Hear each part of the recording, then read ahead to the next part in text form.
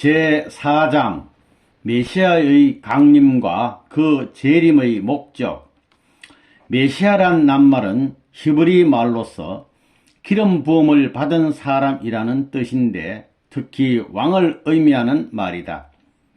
이스라엘 선민들은 그의 선지자들의 예언에 의하여 장차 이스라엘을 구원하실 구세주를 왕으로 보내마고 하신 하나님의 말씀을 믿고 있었으니 이것이 곧 이스라엘의 메시아 사상이다.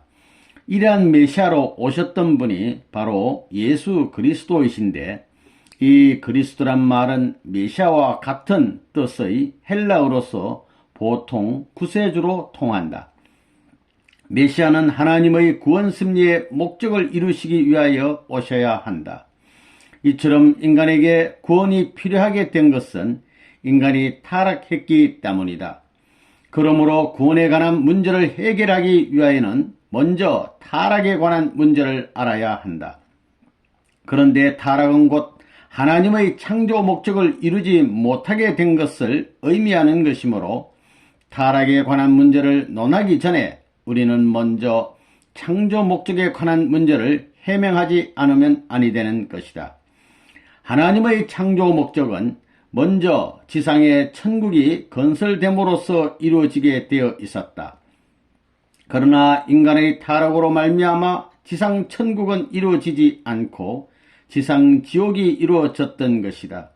그 후 하나님은 이것을 복귀하시려는 섭리를 거듭해 내려오셨다. 따라서 인류 역사는 복귀 섭리 역사이기 때문에 이 역사의 목적은 먼저 지상의 천국을 복귀하려는 데 있다. 우리는 이와 같은 문제들을 이미 전편 제3장 제1절과 제2절에서 상세히 논술한 바 있는 것이다. 제1절 십자가에 의한 구원 섭리 1. 메시아로 강림하셨던 예수님의 목적. 예수님이 메시아로 강림하셨던 목적은 타락 인간을 완전히 구원하시려는 데 있었던 것이므로 결국 복귀 섭리의 목적을 이루시려는 데 있었던 것이다. 그러므로 예수님은 천국을 이루셔야 했던 것이며 따라서 지상 천국을 먼저 이루셔야 했었다. 이것은 예수님이 제자들에게 하늘에 계신 너희의 아버지의 온전하심과 같이 너희도 온전하라고 하신 말씀을 보아도 알 수 있다. 창조 원리에 의하면 창조 목적을 완성한 인간은 하나님과 일체를 이루어 신성을 갖게 되므로 죄를 지을 수 없다.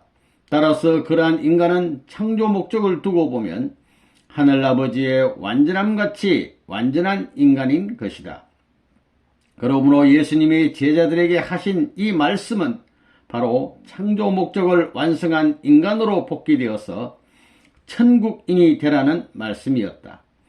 이와 같이 예수님은 타락 인간을 천국인으로 복귀케 하여 지상 천국을 이루시기 위하여 오셨기 때문에 뜻이 하늘에서 이루어진 것 같이 땅에서도 이루어지도록 기도하라고 말씀하셨고 또 천국이 가까웠으니 회개하라고 외치셨던 것이다.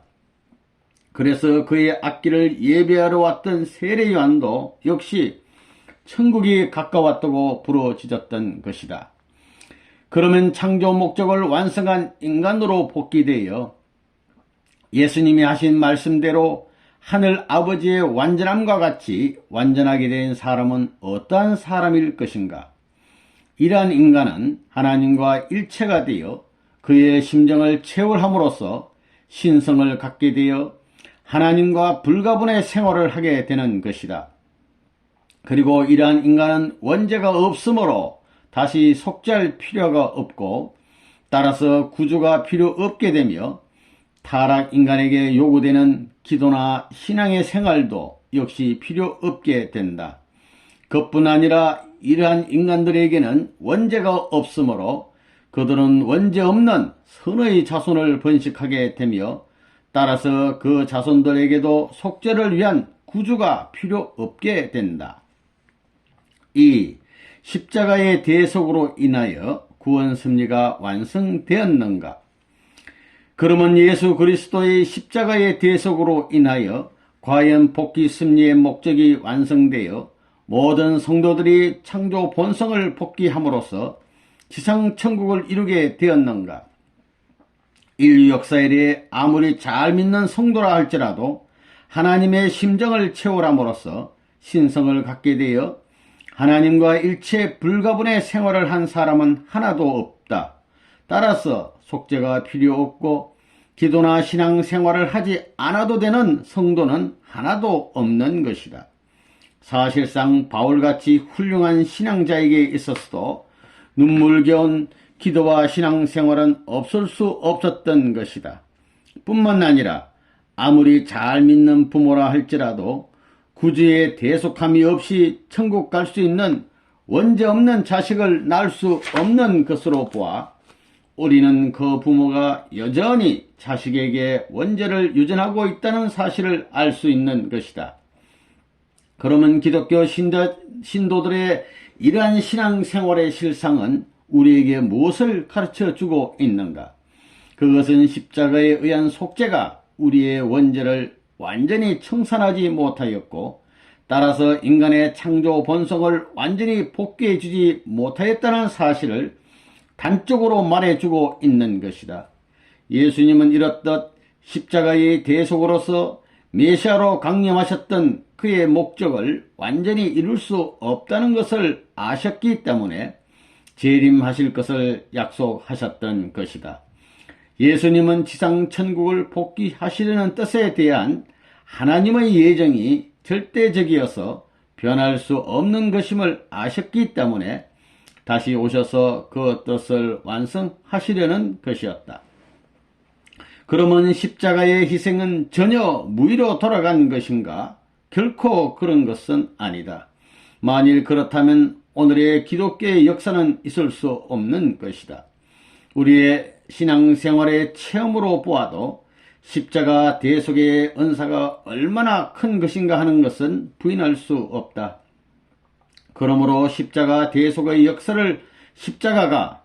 역사를 하고 있는 것도 사실이지만 그것이 우리의 원죄까지 완전히 벗겨줌으로써 죄를 지으려 하여도 지을 수 없는 창조 본연의 인간으로 복귀시켜서 지상 천국을 이루어 놓지 못하고 있는 것도 또한 사실이다. 그렇다면 십자가로 인한 속죄의 한계는 어느 정도인가 하는 것이 문제가 되지 않을 수 없다. 이 문제가 해결되지 않는 한 현대 지성인들의 신앙을 교도할 수 없을 것이다. 그런데 이 문제를 해결하기 위하여는 먼저 예수 그리스도의 십자가의 죽음에 대한 문제를 밝히 알아야겠다. 3. 예수님의 십자가의 죽음. 우리는 먼저 성경상에 나타난 사도들의 언행을 중심 삼고 예수님의 십자가의 죽음이 당연한 것이었던가 하는 것을 알아보기로 하자. 사도들이 예수님의 죽음에 대하여 공통적으로 느낀 뚜렷한 하나의 정념이 있었으니 그것은 그들이 예수님의 죽음을 억울하게 여김으로써 분개하고 서러워했다는 것이다. 그들은 예수님을 십자가에 내준 유대인들의 무지와 불신을 통분히 여겼으며 그들의 행위를 폐역무도한 것으로 여겨 저주하였다. 그뿐 아니라 오늘에 이르기까지의 모든 기독교 신도들도 공통적으로 당시의 사도들과 같은 심정을 가지고 내려왔던 것이다.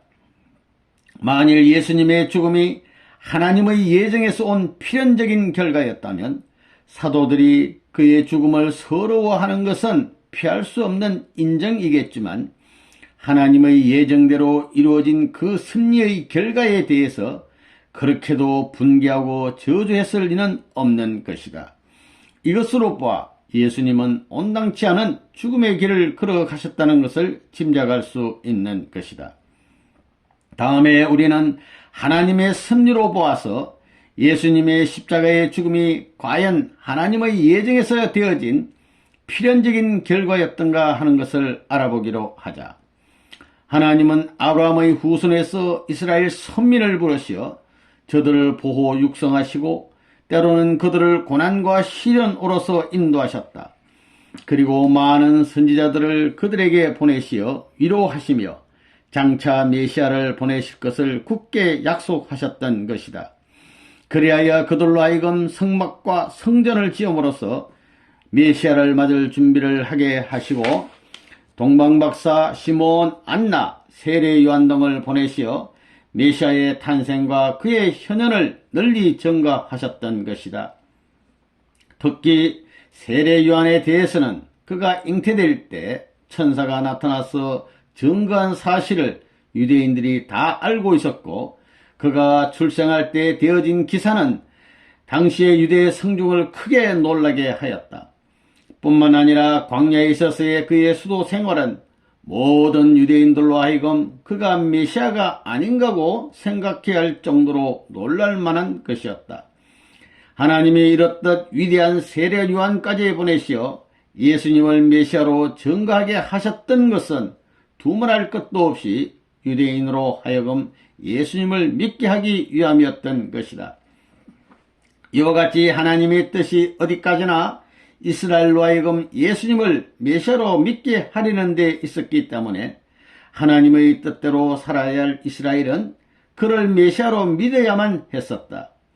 만일 저들이 하나님의 뜻대로 예수님을 메시아로 믿었더라면 오랜 역사의 기간을 두고 고대해왔던 그 메시아를 누가 십자가에 내주었을 것인가? 이스라엘이 예수님을 십자가에 죽음길에 내준 것은 어디까지나 그들이 하나님의 뜻에 반하여 예수님을 메시아로 믿지 못했기 때문이었다. 따라서 우리는 예수님께서 십자가의 죽음길을 가시기 위하여 오신 것이 아니었음을 알아야 한다. 다음으로 우리는 예수님 자신이 은행으로 보아서 그의 십자가의 죽음이 과연 메시아로 오셨던 그 전 목적을 이루기 위한 길이었던가 하는 것을 알아보기로 하자. 하나님의 모든 섭리가 그러했었던 것과 같이 예수님도 유대인들로 하여금 자기를 메시아로 믿을 수 있도록 은행하셨다는 것을 우리는 성서를 통하여서 분명히 알 수 있다. 예수님은 제자들이 어떻게 하면 하나님의 일을 할 수 있을 것인가고 물었을 때 하나님의 보내신 자를 믿는 것이 하나님의 일이니라고 대답하셨다. 예수님은 또 유대인들의 배신 행위를 가슴 아프게 생각하시고 호소할 곳이 없어 성을 바라보다가 우시면서 하나님이 2000년 동안이나 애쓰시며 사랑으로 이끌어온 이스라엘 서민은 두말할 것도 없고 이 성마저 돌 하나도 돌 위에 남겨지지 않을 정도로 멸망해 버리고 말 것이라고 저주하시면서 이는 권고받는 날을 너가 알지 못함을 인함이니라고 명백히 그 무지를 지적하셨던 것이다. 그것뿐 아니라 예수님은 예루살렘아 예루살렘아 선지자들을 죽이고 너게 파송된 자들을 돌로 치는 자여 암탉이 그 새끼를 날개 아래 모음같이 내가 너희 자녀를 모으려 한 일이 몇 번이냐 그러나 너희가 원치 아니하였도다 라고 하시어 그들의 완고와 불신을 한탄하셨던 것이다.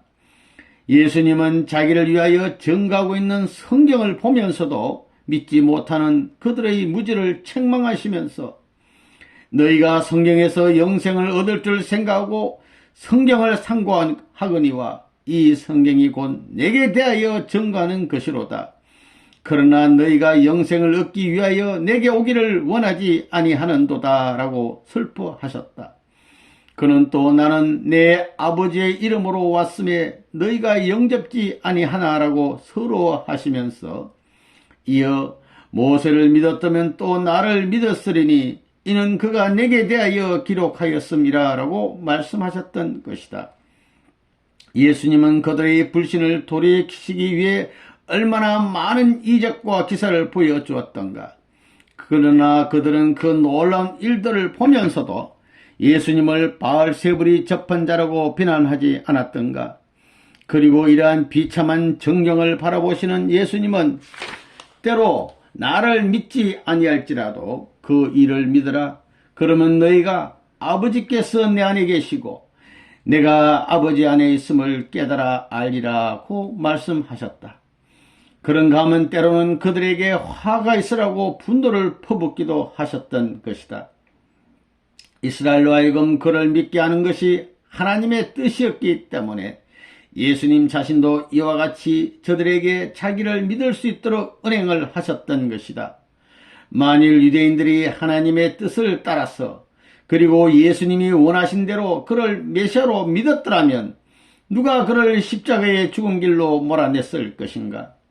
우리는 위에서 논정한 모든 사실로 보아 예수님의 십자가의 죽음은 그가 메시아로 오셨던 전 목적을 완성하기 위한 예정에서 온 필연적인 것이 아니라 유대인들의 무지와 불신의 결과로 온 것이었음을 알 수 있다.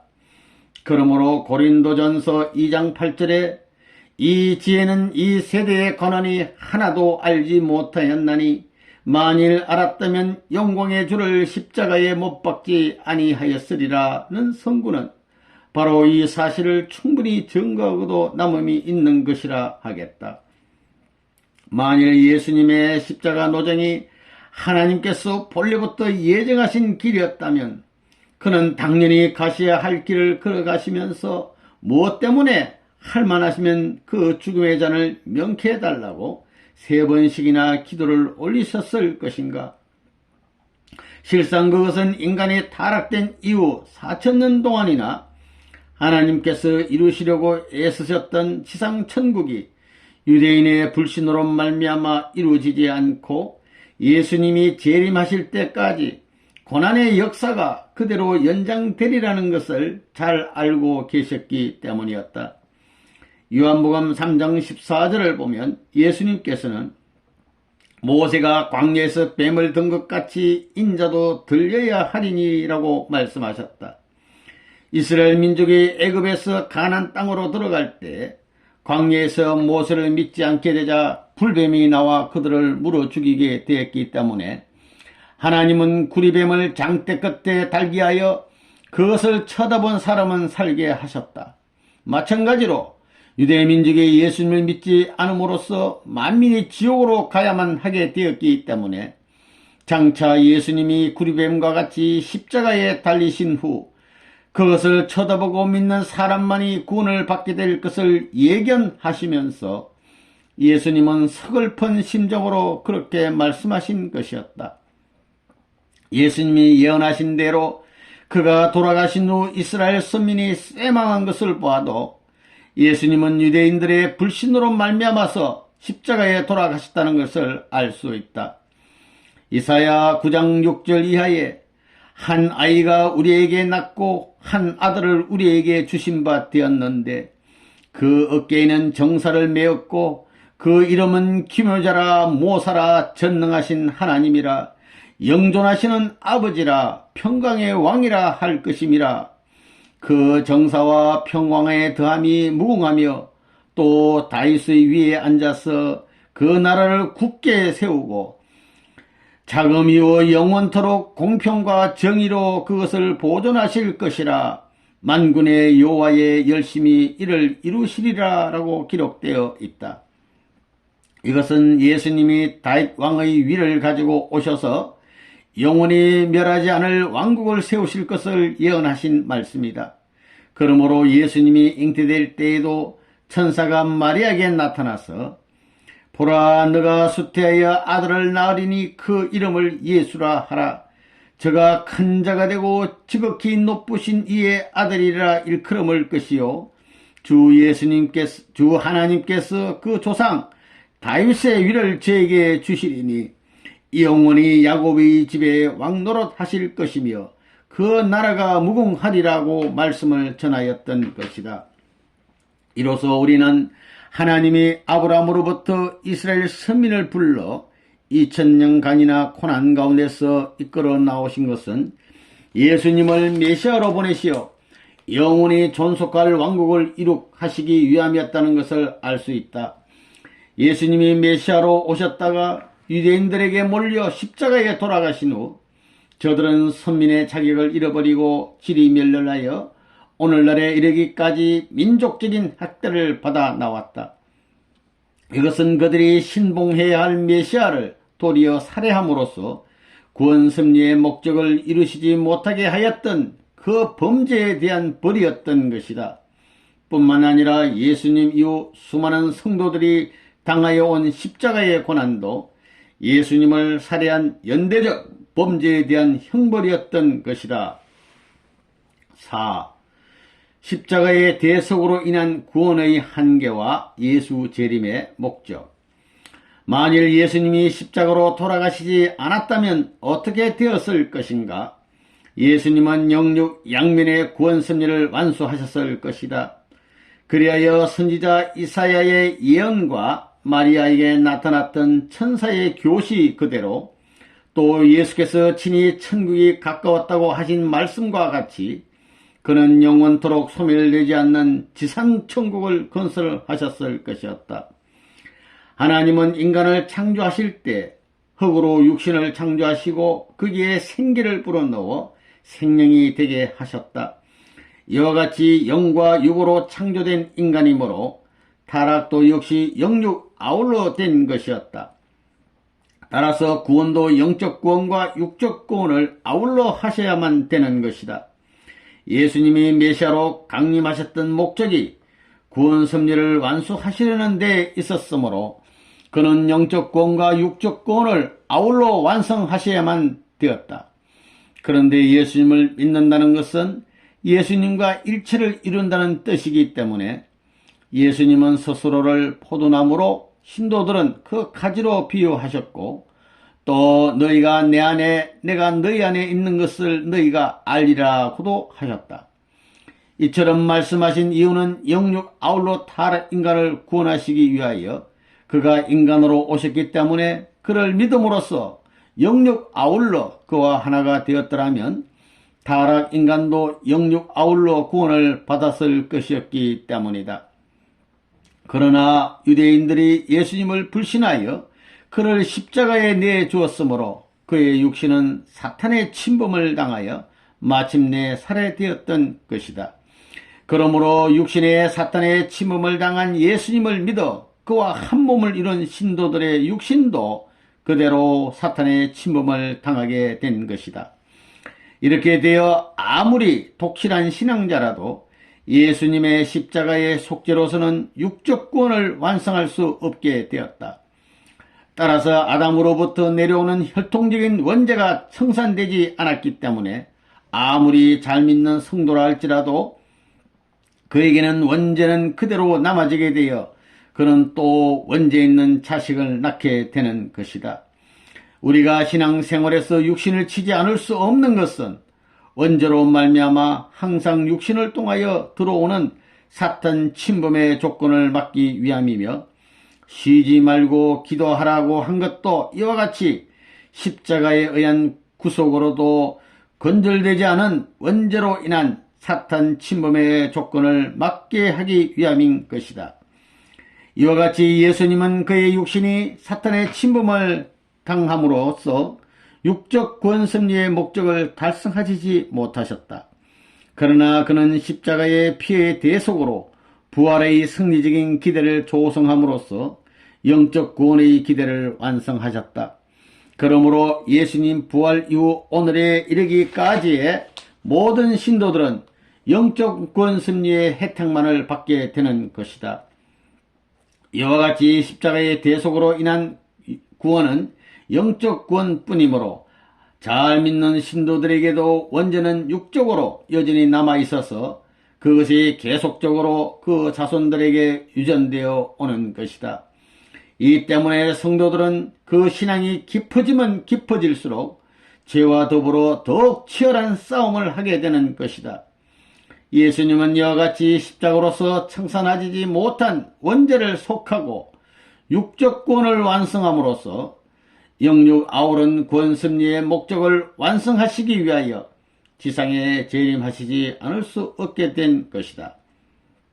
위에서 말한 바와 같이 십자가의 대속을 받은 성도들도 원죄와 싸워야 하기 때문에 사도들 중에서 신앙의 중심이 되었던 바울도 육적으로 들어오는 죄악의 길을 막을 수 없는 자신을 한탄하던 그때 내 자신이 마음으로는 하나님의 법을 육신으로는 죄의 법을 섬기노라고 말하였다.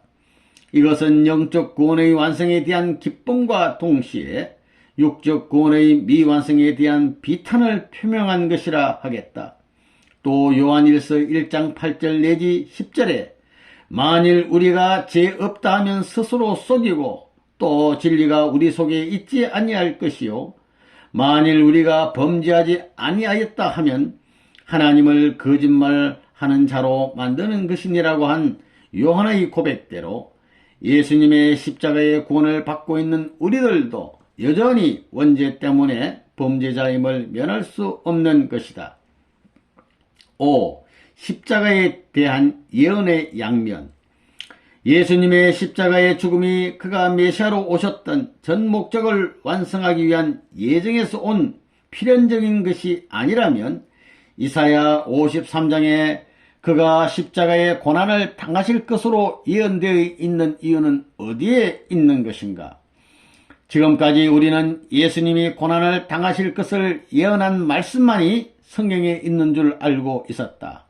그러나 원리를 알고 성서를 다시 읽어보면 구약시대에 이미 선지자 이사야에 의하여 예언된 이사야 9장, 11장, 60장 등의 말씀 그대로 하나님께서 마리아에게 천사를 보내시어 장차 잉태될 예수님이 생전에 유대인의 왕이 되어 영영 세세토록 소멸되지 않는 왕국을 지상에 건설하실 것을 예언케 하셨던 사실을 알게 된다. 그러면 어찌하여 이와 같이 예수님에 대한 예언을 양면으로 하게 되었는가를 알아보기로 하자. 하나님은 인간을 창조하실 때 인간 자신이 그의 책임 분담을 완수함으로써만 완성할 수 있도록 창조하셨다.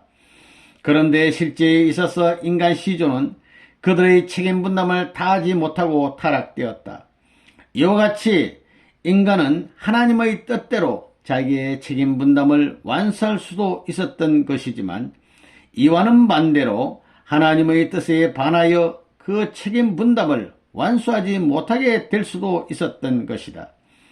이러한 예를 성서에서 들어보면 선악과를 따먹지 않아야 하는 것은 인간의 책임 분담이었기 때문에 아담은 하나님의 말씀을 따라 그것을 안 따먹고 완성될 수도 있는 반면에 결과적으로 나타난 사실과 같이 따먹고 죽을 수도 있었던 것이다.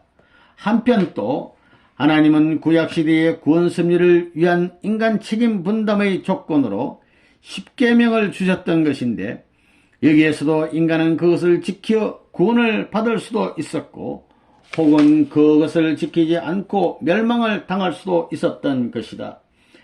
애굽에서 가나안 복지를 향하여 떠난 이스라엘 민족이 모세의 명령에 복종하는 것은 그들 자신이 세워야 할 책임 분담이었기 때문에 그들이 모세의 명령에 순종하여 가나안 복지로 들어갈 수도 있었고 혹은 불순종하여 못 들어가게 될 수도 있었다.